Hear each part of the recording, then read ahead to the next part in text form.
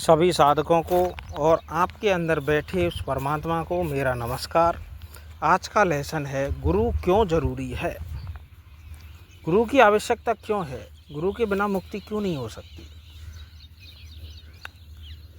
तो आपको पता है क्या मनुष्य बिना गुरु के भगवान तक पहुंच सकता है? क्या केवल किताबें पढ़कर या अपने मन के सहारे से आध्यात्मिक यात्रा पूरी की जा सकती है? नहीं की जा सकती। आज का इंसान पढ़ा लिखा है, समझदार है, तर्क करता है, लेकिन फिर भी वह भीतर से बेचैन है, असंतुष्ट है और सत्य की खोज में भटक रहा है। इसी खोज का सबसे महत्वपूर्ण प्रश्न है, क्या गुरु जरूरी है और अगर है तो क्यों? आज हम इस विषय को भावनाओं से नहीं बल्कि तर्क, अनुभव और जीवन की वास्तविकता के आधार पर समझेंगे। जीवन का हर क्षेत्र गुरु की आवश्यकता बताता है। आप किसी भी क्षेत्र में चले जाओ, चाहे स्कूल हो, चाहे कॉलेज हो, चाहे माता पिता हो, चाहे कोई भी सेक्टर हो, चाहे बिजनेस हो। जब एक बच्चा जन्म लेता है तो उसे चलना नहीं आता, माता पिता उसे चलना सिखाते हैं। उसी प्रकार जीवन के हर क्षेत्र में मार्गदर्शक की आवश्यकता होती है।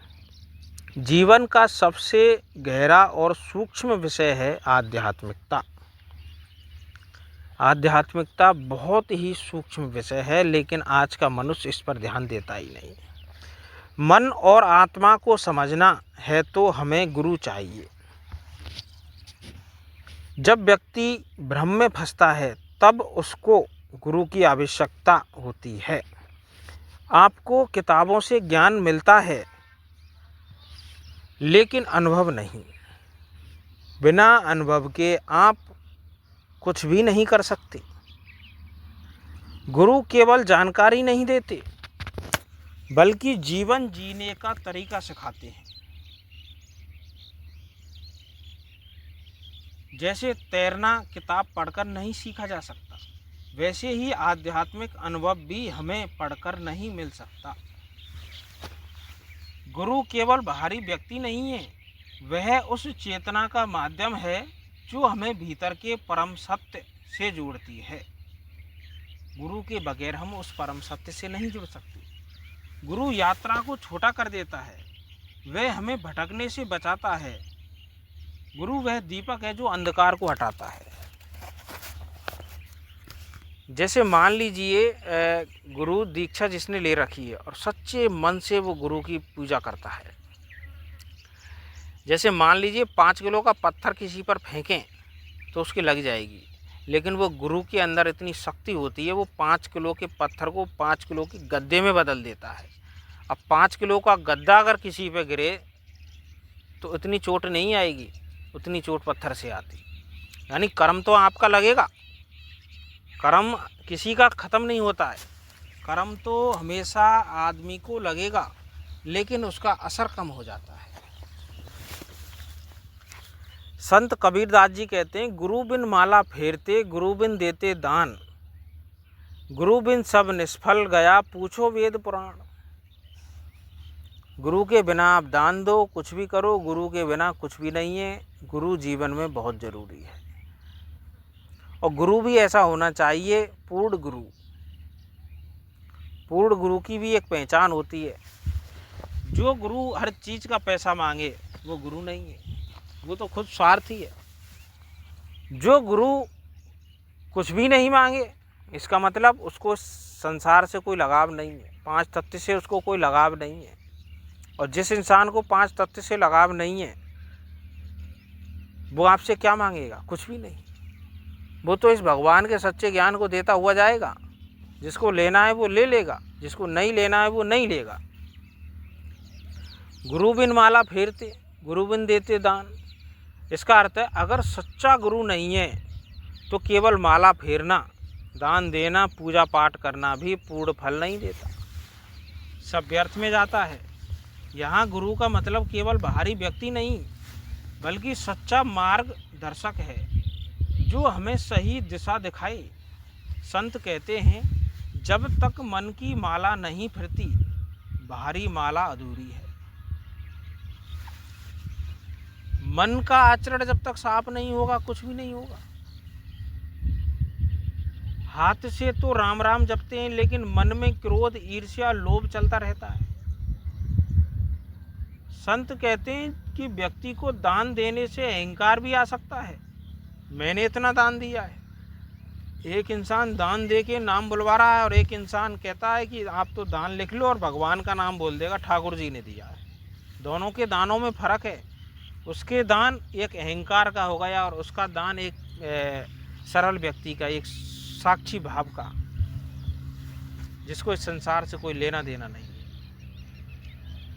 पूजा करने से भी दिखावा आ सकता है कि मैं बहुत धार्मिक हूँ, तो गुरु हमें सिखाता है साधना विनम्रता से होती है, अहंकार से नहीं। बहुत से व्यक्ति पूजा पाठ करते हैं और कहते हैं कि मैंने इतनी व्रत कर लिए, इतनी तप कर लिए, इतनी परिक्रमा दे ली, इतना कर लिया, मेरी बराबर कोई नियम से व्रत नहीं कर सकता, बहुत कठोर कठोर नियम मैंने अपनाए हैं, तो वो भी एक अहंकार है। जबकि भगवान श्री कृष्ण खुद कहते हैं मैं किसी के व्रत रहने का भूखा नहीं हूँ, मैं किसी के आहार का भूखा नहीं हूँ, मैं पैसे का भूखा नहीं हूँ, मैं तो सिर्फ भाव का हूँ। भाव अगर नहीं है तो कुछ भी नहीं है। इस संसार में भाव बहुत ज़रूरी है। संत मीराबाई, एक बात बताता हूँ मैं आपको। संत मीराबाई की एक कहानी है। संत मीराबाई जो थी, उनके गुरु रविदास जी थे। भगवान श्री कृष्ण की पूजा करती थी सच्ची भावनाओं से, और भगवान श्री कृष्ण की पूजा करती थी। तो आप सोचो, जो व्यक्ति भगवान श्री कृष्ण की पूजा कर रहा है और उसका पति की मृत्यु हो गई, उसके पिता की मृत्यु हो गई, और जब उसको जिस महल में वो रहती थी, उस महल में उसको कभी सांप की माला डाली गई, कभी दूध में जहर डाला गया, इस तरह की यातनाएं दी गई, और जो भगवान की पूजा करता है। सोचो आप, अगर कोई भी इंसान भगवान की पूजा करता है, उसको दुख मिलता है, तो वो मंदिर बदल देगा, तुरंत देवताओं को बदल देगा, गुरुओं को बदल देगा, लेकिन उसने नहीं छोड़ी। क्योंकि जब अटूट विश्वास अंदर से हो जाता है तो वो नहीं छोड़ सकता। 5 तत्व के शरीर का मीराबाई को कोई गुमान ही नहीं था। वो जान चुकी थी इस रहस्य को, ये 5 तत्व का शरीर है। और भगवान दुख देते क्यों हैं? सिर्फ अब उसके पूर्व जन्मों के कर्मों को काटते हैं। पूर्व जन्म के जो कर्म हैं उनको काटना बहुत ज़रूरी है। भगवान धीरे धीरे उसके कर्मों को काटते हैं। जो भी इंसान पूर्व जन्मों के कर्म जो कर्जा के रूप में रहते हैं और जो ईश्वर की पूजा करता है, उसको धीरे धीरे वो कर्मों को काटते हैं और अपने पास बुला लेते हैं। तो ऐसा होता है। और इस संसार में जितने भी संत आए, सबके गुरु हैं। भगवान श्री राम और कृष्ण के भी गुरु हैं। कबीरदास जी के रामानंद जी थे, तुलसीदास जी के नर हरिदास जी थे, नामदेव के बिसोबा खेचर जी थे, भगवान श्री कृष्ण के संदीपनी ऋषि थे, भगवान श्री राम के वशिष्ठ जी थे, प्रारंभ में शिक्षा दी, बाद में विश्वामित्र जी ने उनको शस्त्र विद्या सिखाई थी। इससे हमें ये संदेश मिलता है कि गुरु का स्थान जीवन में बहुत महत्वपूर्ण है। और गुरु, अब एक बात बताओ, उस ज़माने में मीराबाई के गुरु थे संत रविदास जी, जहाँ जब जात पात चरम पर थी। उनसे ये कह दें नीची जाति के गुरु हैं, इनको कौन अपनाएगा? सब ऊंची जाति के गुरुओं को अपनाते हैं। जबकि भगवान ने सबको भेजा है 5 तत्व के माध्यम से। ये जात पात, ऊंच नीच, बंधन सब इस संसार में आके बने। इन लोगों ने जात पात, ऊंच नीच, बंधन बना दिए। जबकि मरने के बाद, जब कोई इंसान मर जाएगा, कहते हैं कि मरने के बाद यमराज के पास जाते हैं, तो वहाँ ये नहीं पूछेगा भाई तू ऊंची जाति का है, तू नीची जाति का है। सबको सजा एक लाइन में लग के मिलेगी। पुण्य है तो एक लाइन में लग के पुण्य मिलेगा। लेकिन यहाँ पर लोग नहीं, ये नीची जाति का है, ऊंची जाति का है। और मीराबाई उस जमाने में अपने गुरु के आश्रम में जाती थी। अटूट विश्वास था, गुरु दीक्षा ली, उनके कर्तव्यों का पालन किया। तो गुरु का महत्व बहुत ज़रूरी होता है। और बिना गुरु के हमें मुक्ति नहीं मिलती। और आज के समय में आपको सच्चे गुरु की तलाश करनी चाहिए। जब गुरु सही समझ देता है तो हमारे नए बुरे कर्म बनना कम हो जाते हैं। ध्यान, भजन, सिमरन, सेवा, सत्य आचरण, इनसे मन शुद्ध होता है। आप भजन सिमरन करो, सत्संग सुनो, राधा स्वामी के सत्संग सुनो, ब्रह्म कुमारी पंथ के सत्संग सुनो। आप 1 घंटा 24 घंटे में से 1 घंटा भगवान के भजन सिमरन के लिए दीजिए। आप रामायण और महाभारत की भी हम सुनते हैं। सच्चे संतों के वो भगवान राम और रामायण वो महाभारत जब हम सुनते हैं तो वो अमल करने के लिए है, सुनने के लिए। ऐसे नहीं कि बस सुन ली और पैसे चढ़ाए और घर आ गए। भगवान राम का जो आदर्श जीवन था, भगवान श्री कृष्ण का जो जीवन था, उसको अपने आप में अमल करो। वो अगरबत्ती लगाने के लिए नहीं है और प्रसाद चढ़ाने के लिए नहीं है। ऐसा अगर कोई पंडित है जो आपसे निःशुल्क रामचरितमानस का पाठ करे तो वो सच्चा गुरु है। क्योंकि जब इंसान को खुद से लगाव नहीं रहेगा तो फिर दूसरों से लगाव नहीं रहेगा। जिस इंसान को खुद से लगाव है तो वो सच्चा गुरु नहीं बन सकता। मोह माया वो खुद इकट्ठा कर रहा है तो सच्चा गुरु कैसे हो सकता है। आज के समय में प्रेमानंद जी महाराज हैं, वो एक सच्चे गुरु हैं। उनसे आप दीक्षा लो, वो राधे राधे जपने के लिए कहेंगे। अब राधे राधे तो और भी जप सकते हैं लेकिन कोई असर ही नहीं पड़ेगा। अब वो जपते हैं तो सब असर पड़ता है। रीजन से क्या है? भावना। सच्ची भावना से वो जपते हैं, उनको राधे राधे में हर चीज़ में ईश्वर दिखाई देता है। उनके अंदर अहंकार नहीं है। वो कभी यही नहीं कहते मैं गुरु हूँ, वो कभी कहेंगे ही नहीं। वो ये कहते हैं कि मैं तो सेवक हूँ, मैं तो सेवा करने आया हूँ, भगवान ने सेवक के रूप में भेजा हूँ, मैं कोई गुरु नहीं हूँ।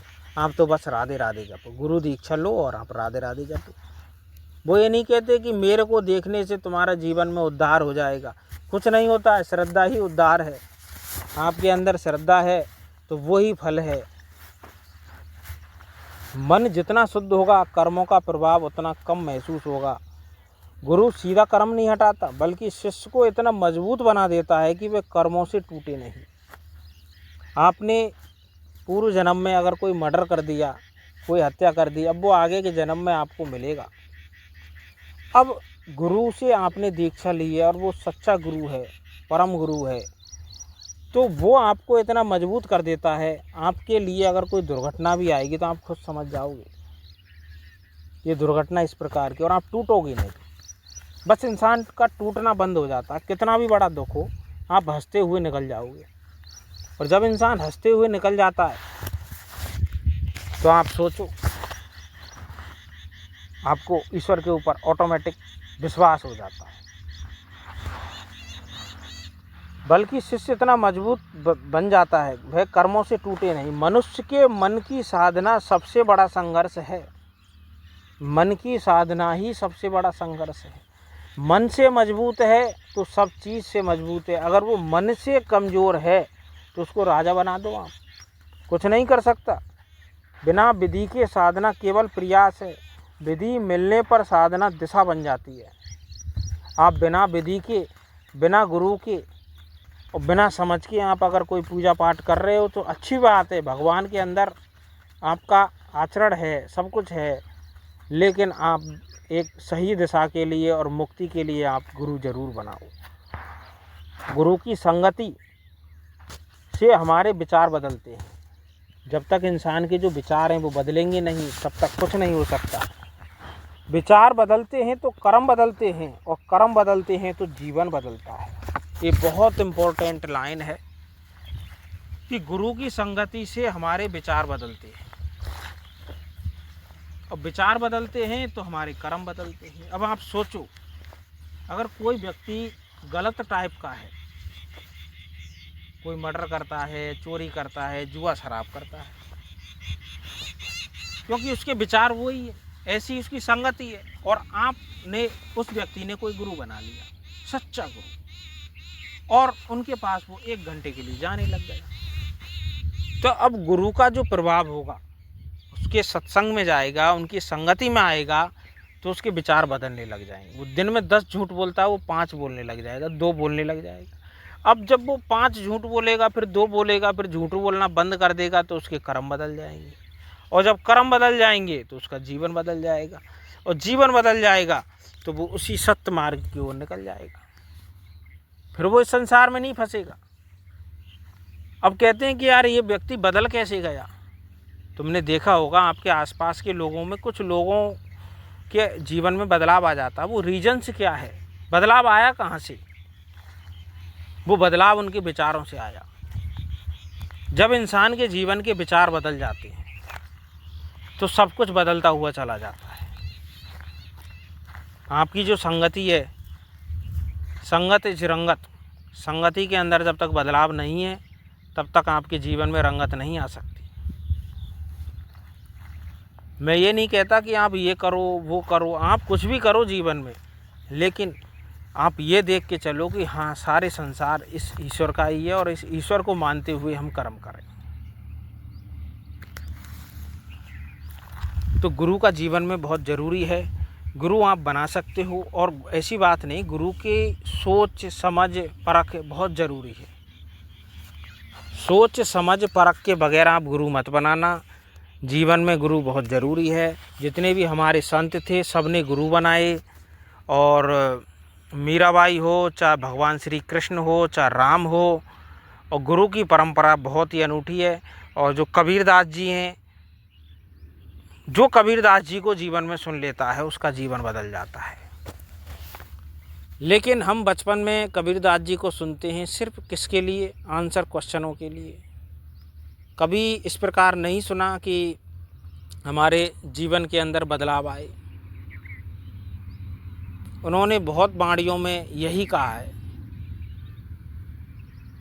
कि इंसान ऊपर से माला फेरता है, अंदर की माला उसने कभी नहीं फेरी।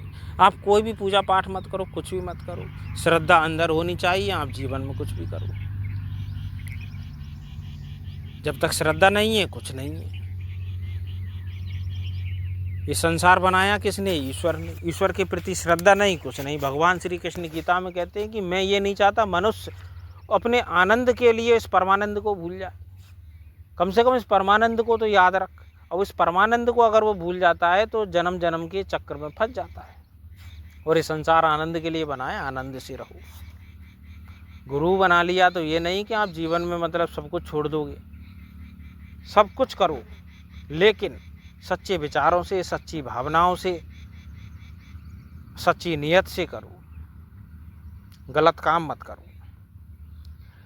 जब आपके विचार बदल जाएंगे तो जीवन बदल जाएगा, और विचार नहीं बदले तो जीवन नहीं बदल सकता। विचारों पर कार्य करने के लिए अब मैं आपको छोटी सी बात बताता हूँ।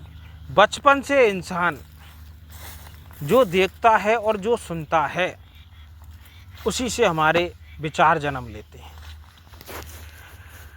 जो देखता है और जो सुनता है उसी से हमारे विचार जन्म लेते हैं, और जो विचार बनते हैं उसी से हमारे कर्म बनते हैं, और कर्म जिससे बनते हैं वैसा ही हमारा जीवन बन जाता है। एक बच्चा भारत में पैदा हो रहा है और एक बच्चा अमेरिका में पैदा हो रहा है। अब उस अमेरिका के बच्चे को भारत में ले आओ और भारत के बच्चे को अमेरिका में छोड़ दो। जो अमेरिका में जो बच्चा पैदा हुआ है वो यहाँ की भाषा बोलेगा, यहाँ जो उसने देखा है उसी चीज़ में वो फंस जाएगा।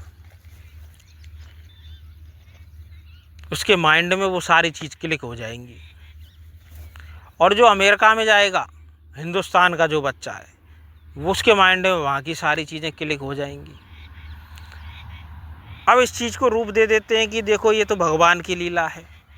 भगवान ने तो ये संसार जो बनाया है सब ये लीला ही है। भगवान किसी के कर्म में हस्तक्षेप नहीं करते, वो किसी को रोकते नहीं है, कर्म कुछ भी करो। लेकिन जो विचार हैं, बात उसकी है विचार बनते कैसे हैं, ऐसे बनते हैं। तो विचारों को जो बदलना है आप उस पर कार्य करो। आप जीवन में बदलाव के लिए आप भगवत गीता की पुस्तक जरूर पढ़ो। हमारे हिंदू धर्म के अनुसार, सनातन धर्म के अनुसार जो ग्रंथ है भगवत गीता, जो व्यक्ति इसको पढ़ता है ना उसका जीवन बदल जाएगा। मैंने जो ये चैनल बनाया है सिर्फ इसीलिए बनाया है कि मैं जो मेरे पास कोई सत्य है उस सत्य को मैं लोगों में पहुंचा दूं, बस इतना ही है और कुछ नहीं है। इस सत्य से किसी एक का या दो का जीवन भी बदलता है तो मैं उस भगवान को शुक्रिया करूंगा, कम से कम जीवन में आने का कोई फ़ायदा हुआ। हम ऐसे आते हैं और ऐसे ही चले जाते हैं, कम से कम जीवन में किसी एक का जीवन तो बदल दें। मैं डायरेक्ट लोगों से बात करता हूँ, किसी को अच्छा लगे तो ठीक है, किसी को अच्छा नहीं लगे तो ठीक है, जिसको अच्छा लगता है तो उसको बैठ के भी बात करता हूँ। यूट्यूब पे तो मैं अब डालने लगा हूँ कि चलो और भी लोग बाग सुन लेंगे, बस इतना ही है। तो इसलिए अपने अपने जीवन में गुरु ज़रूर बनाएं, मेडिटेशन ज़रूर करें। आप अपनी पूजा अर्चना है उसको ज़रूर करें और उसके साथ साथ ध्यान करें, और ध्यान के साथ साथ अपने मन पर कार्य करें। मन को बदलें, आप अपने विचारों को बदलें, मन को बदलें, गलत चीज़ों से आप दूर रहें तो आपके जीवन में ऑटोमेटिक बदलाव आ जाएगा। इसी भाव के साथ सभी साधकों को और आपके अंदर बैठे उस परमात्मा को मेरा नमस्कार।